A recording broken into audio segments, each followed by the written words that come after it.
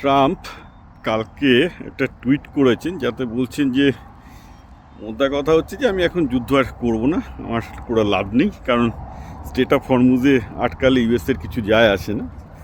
তার fundamental promise হচ্ছে এই যে ইউএস তো সুবিধা, অ্যাকচুয়ালি স্টেট অফ হরমুজ আটকালে ইউএসের, আমি আগেও বলেছিলাম যে ইউএস স্টেট অফ হরমুজ হয়তো অবরোধ তুলতে চাইবে না। তার কারণটা হচ্ছে এটাতে অ্যাকচুয়ালি ইরান ইউএসকে ইনডিরেক্টলি হেল্প করছে। কেন ইনডিরেক্টলি হেল্প করছে সেটার কারণ আমি আপনাদের বলেছিলাম যে বেসিক্যালি এতে অয়েল অ্যান্ড গ্যাসের দাম বাড়ছে, আর ইউএস যেহেতু অয়েল এক্সপোর্টার, এবং ইউএসের ব্যাপারটা কি, ইউএসের তেলটা হচ্ছে শেল অয়েল। শেল অয়েলের ঘটনাটা হচ্ছে এই যে শেল অয়েল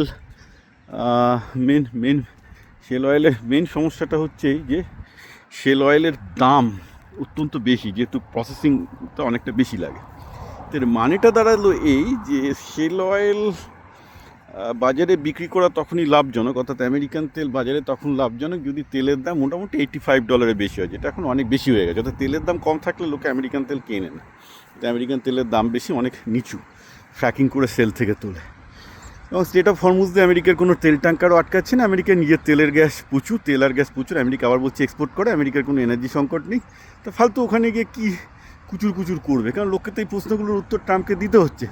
ভাই তোর কি এখন তেলের প্রবলেম আছে, আর আমার কি দায় পড়েছে সৌদি এগুলোকে দেওয়ার? বলবেন যে $1 বাঁচানোর জন্য, দরকার নেই।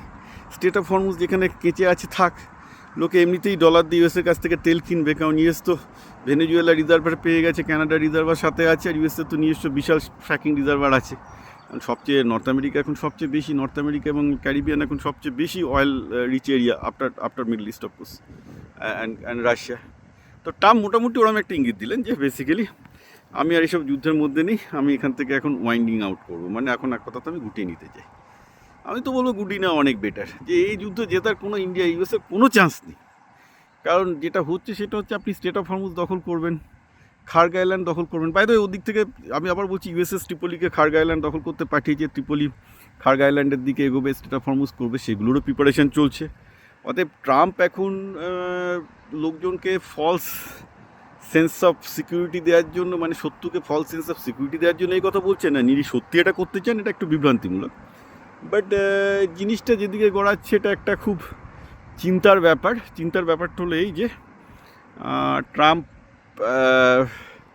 মানে আইদার খার্গ আইল্যান্ড অ্যাটাক করবেন, এবং স্টেট অফ হরমুজে খার্গ আইল্যান্ড না, আরও তিনখানা আইল্যান্ড আছে স্টেট অফ হরমুজের কাছে, সেগুলো তাকে দখল করতে হবে। সেগুলো তিনি করবেন, মানে সৈন্য নামিয়ে করবেন, নাকি তিনি যেরকম কালকে টুইট করেছেন যে তিনি ইরান যুদ্ধ ছেড়ে দিয়ে চলে যাবেন, এটা এখন দেখার জিনিস। আমরা চাইবো অবশ্যই ইরান যুদ্ধ ছেড়ে দিয়ে চলে যাক, কারণ আমি আমেরিকানবাসী হিসেবে মনে করি কোনো মানি হয় না ওখানে থাকার, কারণ ওটাতে আমেরিকার কোনো তেলের, মানে ওই স্টেট অফ হরমুজ দিয়ে আমেরিকার কোনো তেল আসে না যে আমেরিকাকে বদার করতে হবে।